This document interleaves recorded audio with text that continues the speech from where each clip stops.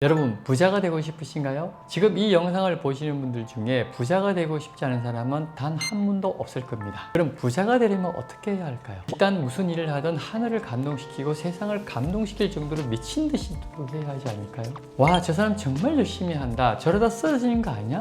지성이면 감천이라고 저렇게 열심히 하는데 안 되는 게 이상하지 않을까 싶을 정도의 노력을 하는데도 안 되는 이유는 대부분 이 네 가지를 끝까지 해내지 못하기 때문입니다. 안녕하세요. 양원의 양철북TV입니다. 오늘은 여러분과 부자 마인드의 핵심 4가지 조금 현실적으로 이야기를 해볼까 합니다. 첫 번째, 긍정적으로 생각하기.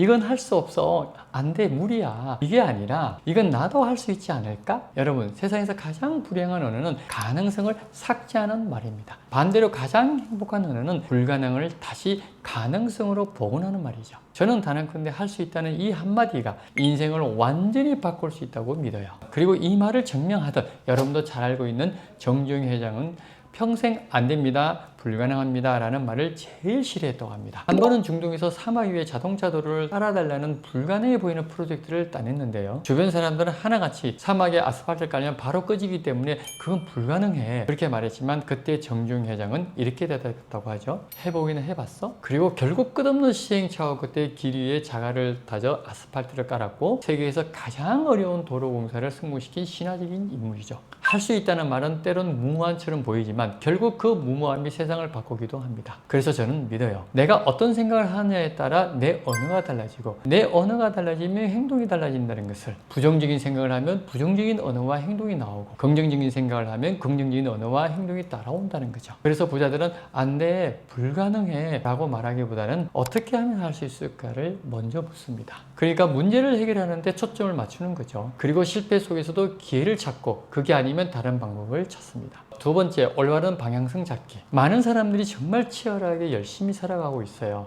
근데 문제는 도대체 어디로 가고 있느냐는 거죠. 우리는 인생을 살아가면서 지름길로 곧장 가고 싶어도 세상에 가만 놔두지를 않아요. 이렇게 한번 상상해 보세요. 예를 들어 여러분의 목표가 100억대 부자까지 가는 거라고 가정해 봅시다.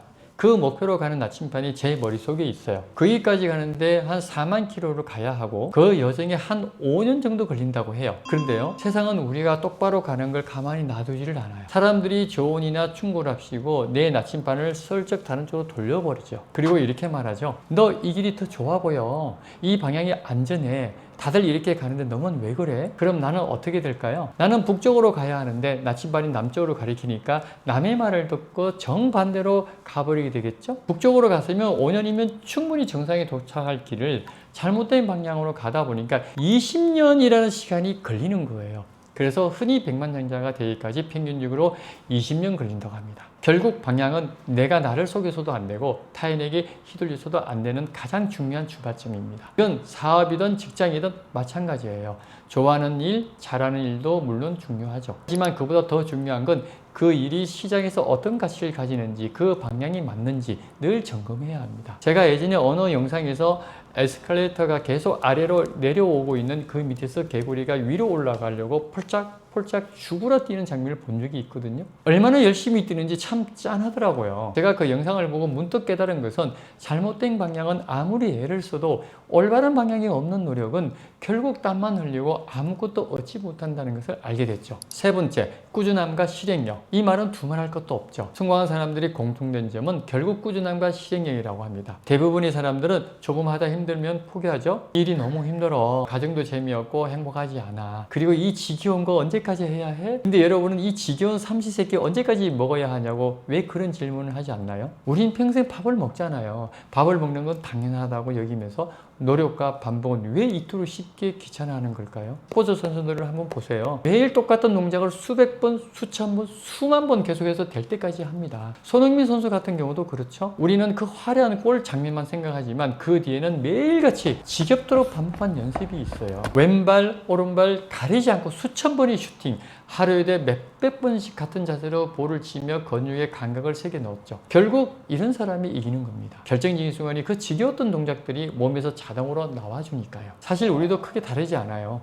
지루하고 재미없고 때로는 의미 없어 보이는 그 반복 속에서 조금씩 길이 만들어지는 거예요. 매일 같은 걸 하는 게 아니라 매일 하다 보면 그 안에서 조금씩 다른 게 보이는 거죠. 그래서 꾸준함과 실행력이 결국엔 우리를 원하는 자리까지 데려다주는 가장 현실적이고도 확실한 지름길입니다. 저 역시도 매일 이른 아침에 책을 읽고 필사하고 글을 쓰며 살아온 지 벌써 10년이 넘었어요. 그 끝없는 반복이 지금의 저를 만든 거죠. 이제 여러분께 묻겠습니다. 여러분은 어떤 반복으로 여러분 자신을 만들고 있나요? 네 번째, 결과에 집착하기. 사람들은 가정도 행복했으면 좋겠어, 의미 있었으면 좋겠어요, 이렇게 말하죠. 물론 가정도 중요해요. 하지만 결과 없이 즐기다 끝나는 사람은 결국 돈도 성취도 놓치고 맙니다. 화가가 수십 번 밑그림을 그리고 수없이 덧칠을 하다 지워버리는 이유는 결국 완성된 그림 하나를 세상에 남기기 위해서입니다. 그 과정을 아무리 사랑해도 세상은 거기에 돈을 주지 않아요. 워린 버핏도 이렇게 말했죠. 시장은 당신이 얼마나 노력했는지 밤을 새웠는지 묻지 않는다. 오직 당신의 결과를 보고 가격을 매긴다. 그래서 저는 결과에 집착하기라는 말을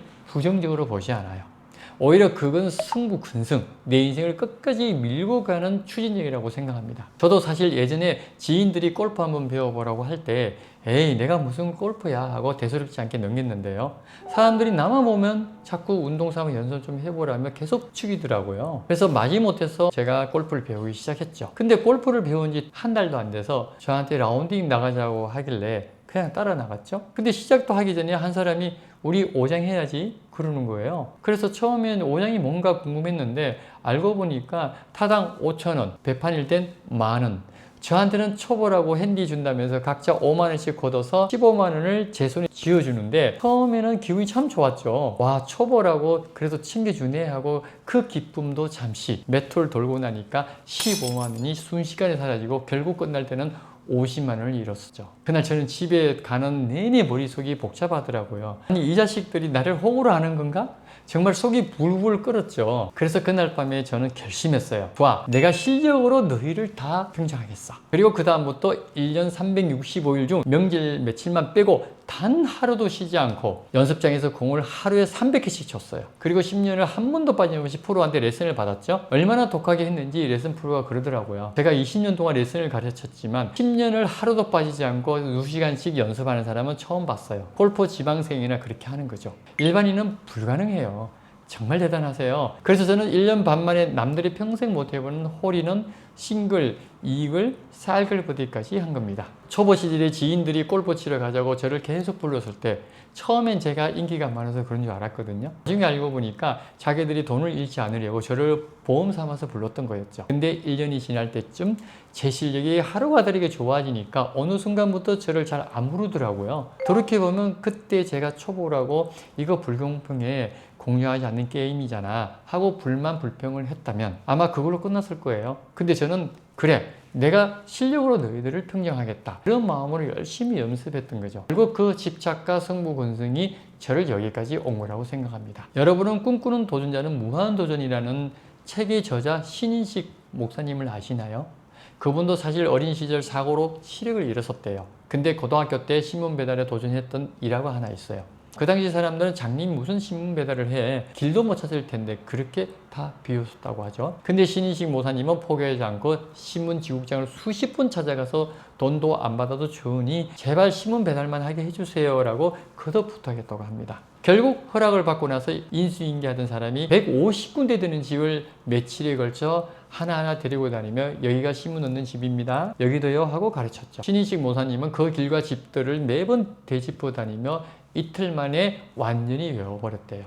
그리고 3일째 되던 날엔 저 이제 혼자 할 수 있습니다 하고 당당히 나섰다고 합니다. 그 말을 듣고 인수인계 해준 사람이 혹시나 싶어서 뒤따라갔는데 놀랍게도 신문을 들고 집집마다 초인직을 누르며 신문 왔습니다, 신문 왔어요, 그렇게 150군데 모두 빠짐없이 배달을 했는데 대부분의 사람들이 대문 밖으로 나와서 그 학생의 손을 붙잡고 위로하는 모습을 보고 뒤를 따라갔던 사람이 감동을 받았대요. 사실 그 동네는 신문을 그만 넣으라는 연락이 왔던 곳이었거든요. 근데 앞도 못 보는 학생이 집집마다 신문을 들고 찾아오니까 오히려 동네 사람들이 이웃 사람들에게까지 신문 구독을 하라고 권유했다고 하는 거예요. 결국 지국장님은 이 사실을 알고 그 학생에게 내 안의 논리와 편견을 깨줘서 고맙다며 흰 봉투에 위로금을 담아주셨다는 실제 이야기입니다. 저는 여기서 신인식 모사님이 나도 하면 된다, 나도 할 수 있다는 그 승부근성의 결과라고 봅니다. 과정을 사랑했기 때문이 아니에요. 반드시 해내겠다는 그 결과에 대한 집착, 그게 그 모든 과정을 빛나게 만든 거죠.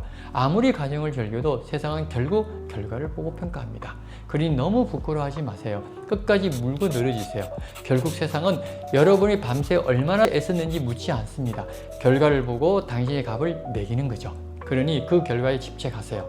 그래야 결국 세상도 여러분을 다르게 보기 시작할 겁니다. 밤소에 애쓴 여러분의 노력, 안타깝지만 세상은 묻지 않아요. 결과를 보고 여러분의 값을 매길 뿐이죠. 내가 이토록 집착할 만큼 간절히 원했던 건 과연 무엇인지, 또 무엇을 위해 오늘도 그렇게 버티고 있는지 생각하는 시간을 가졌으면 하는 바람입니다. 혹시 이 영상이 마음에 와닿았다면 구독과 좋아요, 그리고 여러분의 이야기를 댓글로 남겨주세요. 성심껏 답변해 드리겠습니다. 감사합니다.